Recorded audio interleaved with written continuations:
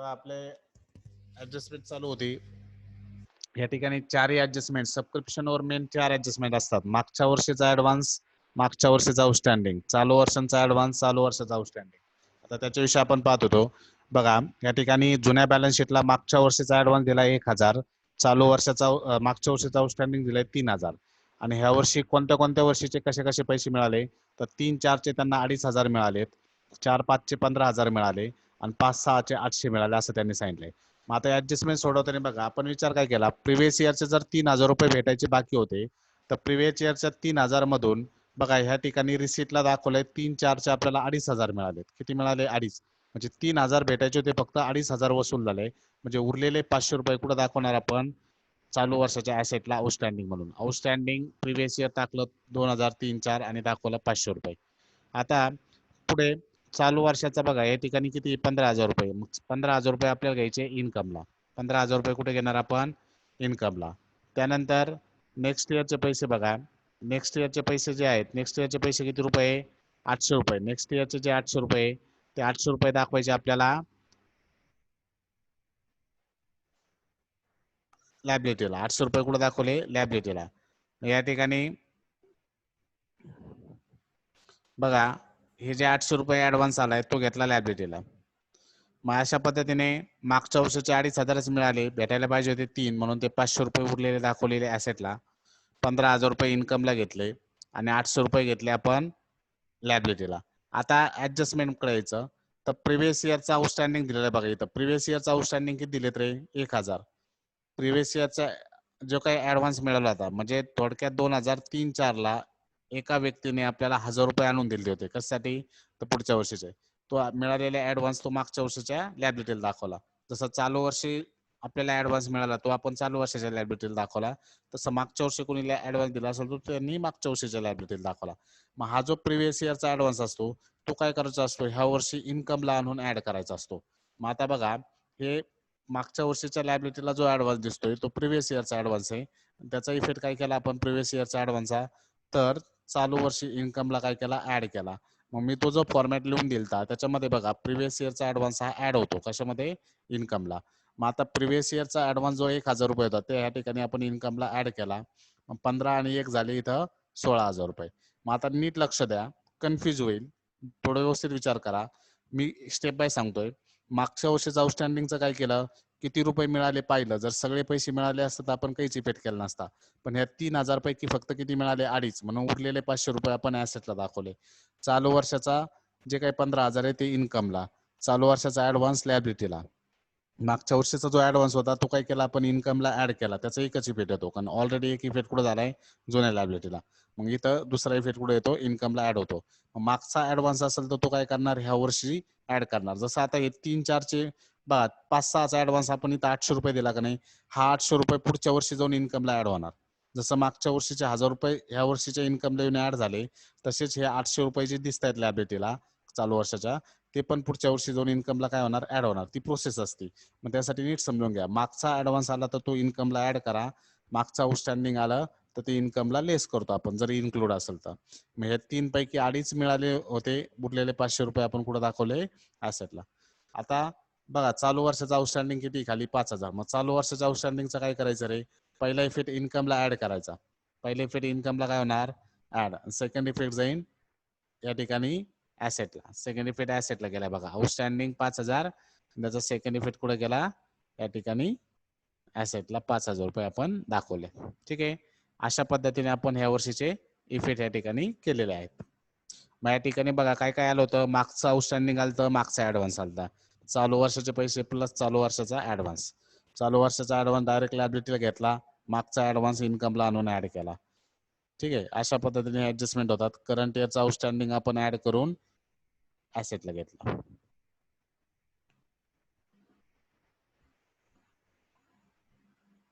बघा आता याच्यामध्ये मागच्या वर्षीचा ऍडव्हान्स 3000 आहे, मागच्या वर्षीचा आउटस्टँडिंग 5000 आहे आणि सबस्क्रिप्शन एकत्र दिलं. जसं आता आतापर्यंत आपल्याला वेगवेगळं सांगत होते का नाही, मागचे पैसे एवढे, त्याच्यानंतर चालू वर्षाचे एवढे, करंट इयर नेक्स्ट इयरचे एवढे, असं सेपरेट देत होते. तसं या गणितात दिलं नाही. आता तिने कसं केलंय बघा, काही काही प्रॉब्लेम असे पण येतात पेपरला. जुन्या बॅलन्स शीटमध्ये मागच्या वर्षीचा ऍडव्हान्स दिलाय, सबस्क्रिप्शन जुनं दिलाय आउटस्टँडिंग, टोटल सबस्क्रिप्शन दिलंय 60,000. त्याच्यानंतर खाली सांगितलंय outstanding subscription 6,000 for current year. Current इयरचं आउटस्टँडिंग किती सांगितलं 6,000. आणि subscription received include advance subscription 5-6 2,000. म्हणजे मागच्या वर्षीचे 2,000 रुपये. नेक्स्ट इयरचा ऍडव्हान्स जो आहे नेक्स्ट इयरचा ऍडव्हान्स त्यांनी 2,000 रुपये सांगितले. आता या ठिकाणी 4 याद बघा.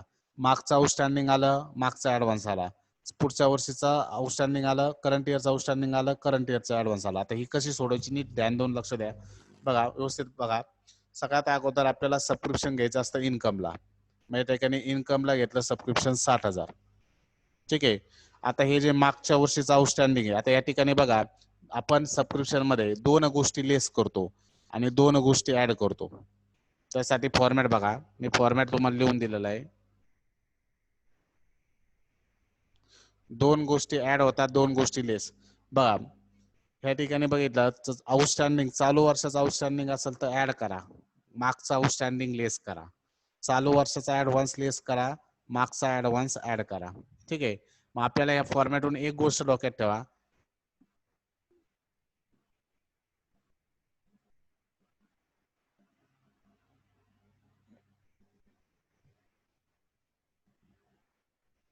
एक मिनिट.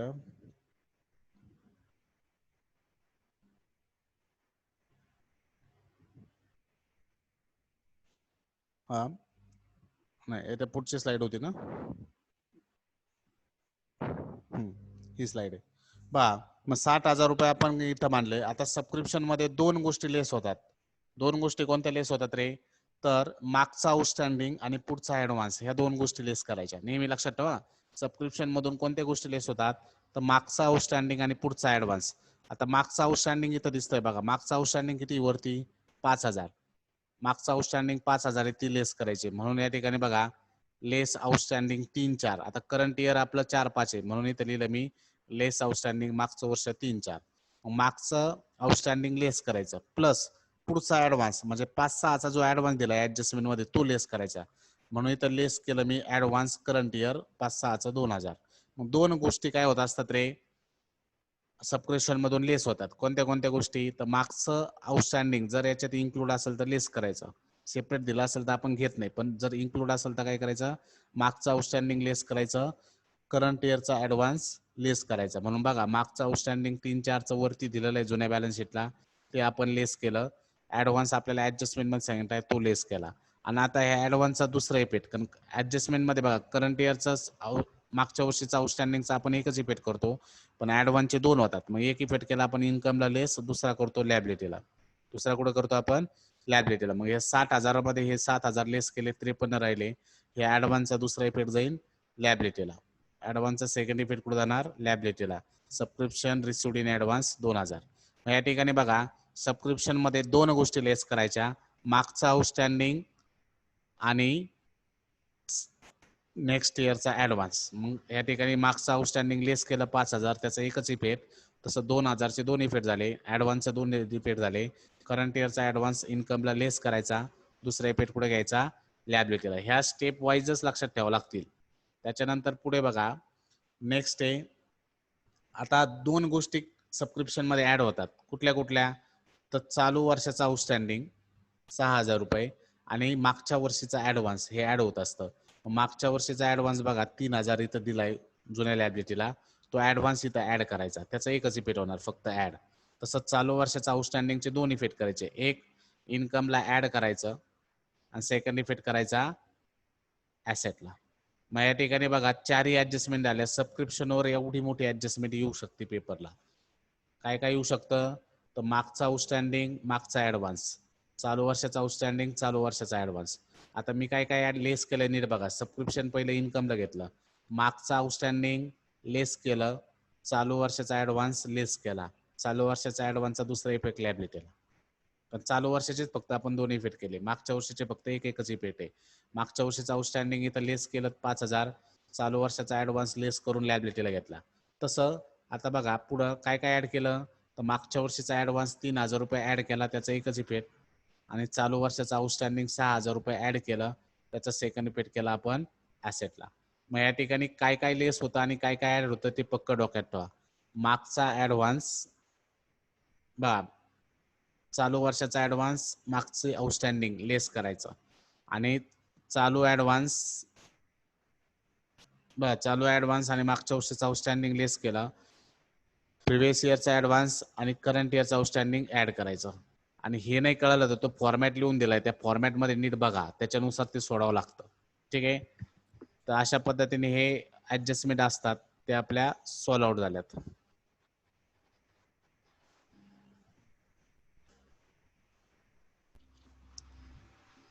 इथं आता ही अशी पण एक ऍडजस्टमेंट येते ही पण पेपरला येणारा प्रश्न आहे. सबस्क्रिप्शन दिलंय आपल्याला 36,500. सबस्क्रिप्शन किती दिलंय? 36,500. कंसात सांगितलंय 6-7. आपलं करंट इयर 7-8 आहे. करंट इयर काय 7-8 आहे. प्रिव्हियस इयरचं आपल्याला आउटस्टँडिंग दिलंय 2,500, म्हणजे मागच्या वर्षीचे 2,500 रुपये या 36,500 मध्ये इन्क्लूड आहे असं सांगितलंय. आणि खाली आउटस्टँडिंग सबस्क्रिप्शन दिलंय. आता हे प्रिव्हियस इयर असतं 3,000 एक आहे प्रिव्हियस इयर, आणि हे जे करंट इयरचं आउटस्टँडिंग, इथं 2 आउटस्टँडिंग आले का नाही? आउटस्टँडिंग सबस्क्रिप्शन हे प्रिव्हियस इयरचे असतात आणि हे करंट इयरचे पैसे असतात. लक्षात ठेवा, आउटस्टँडिंग सबस्क्रिप्शन मध्ये हे प्रिव्हियस इयर आणि हे काय असतं? Current year. माझ्या ठिकाणी बघा सबस्क्रिप्शन आहे 36,500. किती सबस्क्रिप्शन? 36,500. ते घ्यायचं इन्कमला. 36,500 मध्ये बघा जुनं किती रुपये इन्क्लूड आहे 36,500 मध्ये? तर जुनं 2,500 रुपये या 36,500 मध्ये इन्क्लूड आहे. मग जुनं आउटस्टँडिंग काय करतो आपण? लेस. म्हणून 36,500 मधून 2,500 गेले, राहिले 34,000. आता नीट बघा, जुनं आउटस्टँडिंग 3,000 होतं. किती होतं? 3,000. पण 3,000 पैकी फक्त मिळाले किती होते? 2,500. म्हणजे परत 500 रुपये बाकीचे. मग ते उरलेल्या 500चा इफेक्ट कुठं करायचा असतो? ऍसेटला. ऍडजस्टमेंट नीट बघा, आपल्याला टोटल सबस्क्रिप्शन यावर्षी 36,500 मिळालं. त्यात जुने 2,500 होते म्हणून जुने पैसे आपण लेस केले. पण जुने 3,000 होते, 3 पैकी फक्त किती मिळाले होते? 2,500. म्हणून उरलेले 500 परत कुठं दाखवले? ऍसेटला. आता चालू वर्षाचा आउटस्टँडिंग किती दिसतंय? 500. मग चालू वर्षाचा आउटस्टँडिंग 500 रुपये ऍड करायचा, त्याचा सेकंड इफेक्ट करायचा ऍसेटला. चालू वर्षाचे 7-8 वर्ष म्हणून इथं 5,000, दोन्ही मिळून बाहेर आलं 5,500. अशा पद्धतीने एवढ्या ऍडजस्टमेंट सबस्क्रिप्शनवर पेपरला विचारल्या जातात. कोणताही, आता या सगळ्या ऍडजस्टमेंट बोर्डाला येऊन गेलेल्या आहेत. याच्या अगोदर बोर्डाचे जेवढे प्रश्नपत्रिका झाल्यात त्या सगळ्या प्रश्नपत्रिकेमध्ये कुठं ना कुठं हे मी जे आता बघितलेलं ऍडजस्टमेंट तुम्हाला दिसणार. आणि आपल्याला प्रॉब्लेम सॉल्व्ह करताना अशा पद्धतीने ते सगळे येणार आहे. तुम्हाला एक फक्त हिंट दिली, ज्यावेळेस आपण प्रॉब्लेम सोडवणार त्यावेळेस ते व्यवस्थित परत समजून घेणारच आहे. पण आता फक्त एक थोडं लक्षात राहू द्या. आता हे जे मी ऍडजस्टमेंटचे तुम्हाला समजून सांगतोय, याचं युट्यूबला अपलोड करून त्याच्या लिंक मी तुम्हाला ग्रुपवर टाकणार आहे. जोपर्यंत तुमचं पक्क होत नाही तोपर्यंत रोज त्या लिंक बघायच्या. हे जे शिकवलेलं आहे ते परत वारंवार बघा, त्यावेळेस कुठंतरी तुम्हाला परफेक्शन येईल. तुम्हाला जर आउट ऑफ मार्क्स घ्यायचे असतील ह्या चॅप्टरमध्ये तर तुम्हाला हे कंटिन्यू बघावं लागेल, कंटिन्यू त्यामध्ये लक्ष द्यावं लागेल. ठीक आहे. समोर असतं तर समोर शिकवताना फरक पडतो. आता तुम्ही हे सगळं तुमच्या हातात आहे, तुम्ही किती प्रामाणिकपणे करता आणि काय करता, त्यासाठी नीट लक्ष द्या. या सबस्क्रिप्शनच्या एवढ्या ऍडजस्टमेंट होत्या त्या आपल्या झाल्यात. आता इथून पुढे बाकीच्या ज्या ऍडजस्टमेंट आहेत त्या आपल्याला चालू करायच्या. ठीक आहे. तर आजच्या दिवस आपण एवढं थांबतोय. मला सबस्क्रिप्शनच्या सगळ्या ऍडजस्टमेंट आज क्लिअर करायच्या होत्या. याच्या लिंक मी तुम्हाला ग्रुपवर पाठवल. ग्रुपवर फक्त एक कंटिन्यू सबस्क्रिप्शन कुठल्या कुठल्या आणि कशा कशा पद्धतीने ऍडजस्टमेंट येते, मग ती कशी कशी सोडवली, त्या सगळ्या इफेक्टली रोज बघायचं, म्हणजे ते परफेक्ट होऊन जाईल. ठीक आहे. तुम्हाला फक्त वेगळी ऍडजस्टमेंट हीच आहे सबस्क्रिप्शनची. कशी उलटी पालटी विचारतात, कधी जुनं देतात, कधी नवीन देतात, कधी पाठीमागच्या वर्षीचं आहे, कधी ऍडव्हान्स आहे. म्हणजे तुम्हाला ओळखता आला पाहिजे ऍडव्हान्स कोणता आहे, त्याचे इफेक्ट कसे करायचे असतात, सबस्क्रिप्शनचा प्रिव्हियस इयरचे इफेक्ट काय व्हायला पाहिजे, करंट इयरचे काय इफेक्ट व्हायला पाहिजे, नेक्स्ट इयरचे काय व्हायला पाहिजे, हे तुम्हाला कंटिन्यू बघून बघून ते क्लिअर होऊन जाईल. ठीक आहे. तर आज इथं थांबतोय आपण. उद्यापासून आपण नेक्स्ट पुढचे प्रॉब्लेम चालू करणार आहे. मॅथवाले ऑनलाईन यायचे लगेच.